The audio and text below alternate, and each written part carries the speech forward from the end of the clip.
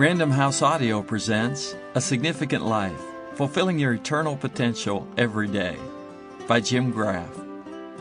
This is the author, Jim Graff. A Significant Life. In the early 1990s, my life was in crisis, but not the kind of crisis easily understood. At the time, I'd been serving my church, Faith Family Church in Victoria, Texas, for several years, and the Lord had blessed it. In just a few years, the church grew from 250 to several hundred more members. Like so many of us, whether in the ministry or in the corporate culture, I'd been conditioned to believe bigger was always better, so our increase in size meant success. Or did it? Coming out of college, I wasn't sure if God was calling me to full-time ministry. So I went on the mission field and served around the world preaching throughout Africa and Europe. When I returned, I sensed the Lord leading me into pastoral ministry, and I was encouraged in this pursuit by trusted friends and family members. Not long after that, God called me to Faith, which is in a small community in southeast Texas. Having grown up in a rural Pennsylvania community, I found Faith to be a perfect fit, since I never wanted to lose that small-town feel of community. The problem, though, was that most of my peers were serving in megachurches with thousands of members, and with only hundreds attending Faith at the time, the difference between our numbers felt a little bit like failure. I needed to be moving toward a bigger and better church to pastor, right? Wasn't that how I would know I was doing a good job? Isn't that how most of us mark our success, regardless of profession, by increasing our numbers? Then my chance came. In 1993, a pastor friend of my father-in-law came to me saying, "Jim, I'm ready to hand over my life's work, and I'd like you to consider taking over my church." And let me tell you, this church was every pastor's dream. About 2,000 active members, a large staff, financial stability, and more ministries than I could imagine. By the grace of God, this was my opportunity. Now I could have what I thought I wanted. So I went to Arlington, certain I would say yes, but left feeling something just wasn't right. I knew God had a plan for my life. He had called me. He'd raised me up in ministry. He had led me to the mission field. He had given me early success that enabled greater opportunity. And now this was the next logical step. But something nagged at my heart. I should have been ready. And to tell you the truth, I was a little disappointed in myself for not jumping on the opportunity. I wanted my life to be like King David's, whose life we'll study in this audiobook. His godly leadership affected his generation in a significant way, and I wondered why I couldn't get on board. I've come to believe, in the time since, that pastors, along with most of us in everyday life, fight a battle between wanting versus having. And what I had at the time, a smaller church, I was not sure I wanted. But truth be told, even after I found myself smack dab in the middle of an opportunity to have what I thought I wanted, a mega church, I still wasn't satisfied. When I got back to Victoria, my brother-in-law invited me on a hunting trip in Arkansas, and it sounded like a great diversion. Driving north out of Texas, I received a glimpse into my discontent. As I passed through small town after small town, I discovered my dilemma in the high school football stadiums along the roadside.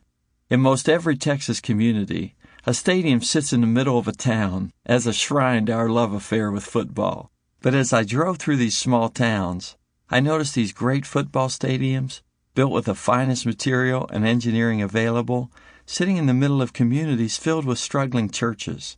That's how God helped me understand my heart. These churches were symbolic. They made me realize why I needed to stay at Faith. These churches were guided by pastors and church leaders who had an important task to do. Their churches would probably never reach the size of many big city churches, but they certainly had their own significance. And if they embraced it, they could affect a higher percentage of the people in their town in very meaningful ways than most big city churches ever would. Then I realized something about myself. That upbringing in rural Pennsylvania, that love of small communities, that uneasiness about big cities, it's how God made me. It was part of His purpose for me. And now I had a chance to use those gifts to enrich my smaller church, as well as others who might be struggling with whether bigger is always better. Not long after I came home from that trip, I called my staff together. On the local front, I had always said I want Faith to be a place my friends would go.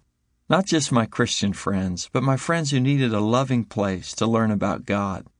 I wanted Faith to be accepting of our local culture. If people felt accepted, they would eventually ask the reason for our faith and hopefully join our community.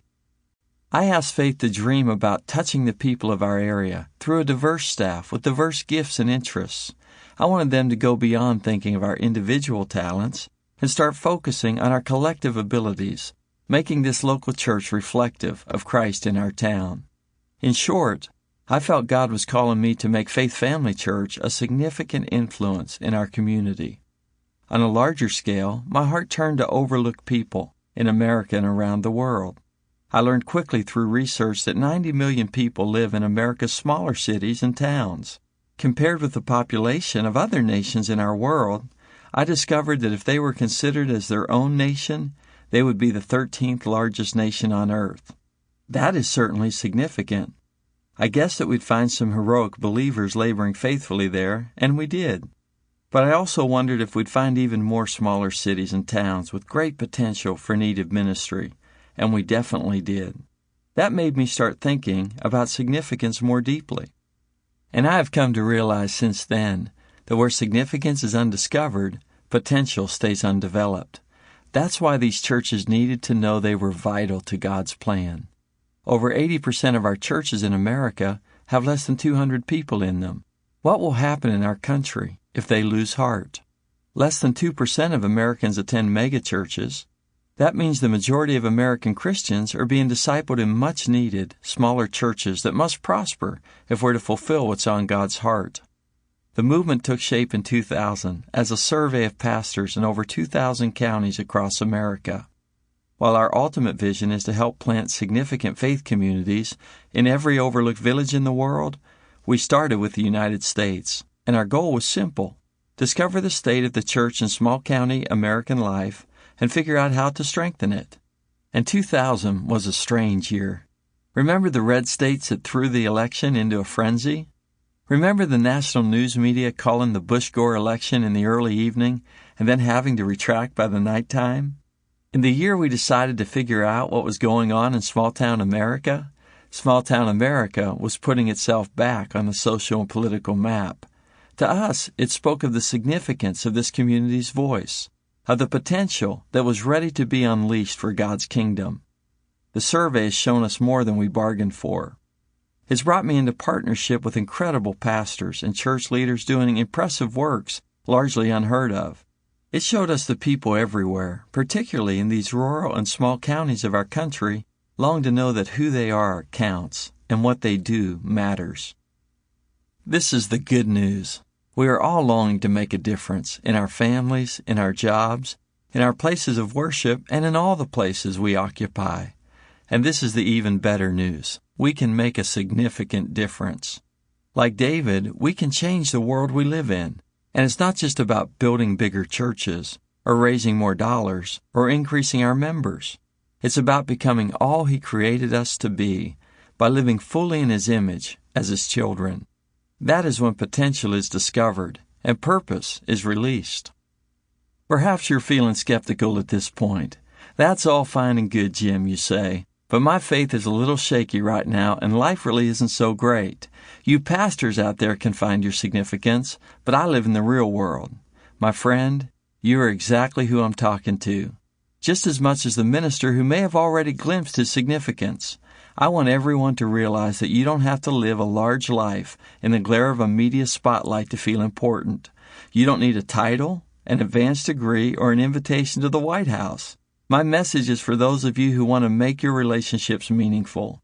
You want to live happy and satisfied as you invest your life. You who believe God has ordained that we live a life of purpose and meaning every day. I'm not offering promises or formulas. I'm talking about a way to explore your potential and honor your significance. So where do we begin? At our church each year, we get together and dream. Sample complete. Ready to continue?